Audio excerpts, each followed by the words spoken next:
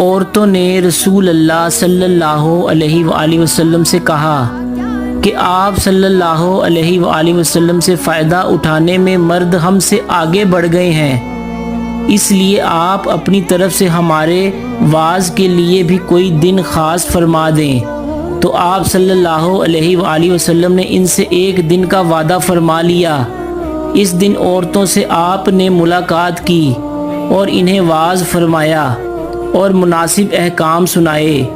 जो कुछ आप सल्लल्लाहु अलैहि वसल्लम ने इनसे फरमाया था, इसमें ये बात भी थी कि जो कोई औरत तुमसे अपने 3 लड़के आगे भेज देगी तो वो इसके लिए दोज़ख से पनाह बन जाएंगे। इस पर एक औरत ने कहा, अगर 2 बच्चे भेज दे? आपने फरमाया, हाँ, और 2 का भी ये हुक्म है। सही बुखारी नंबर 101।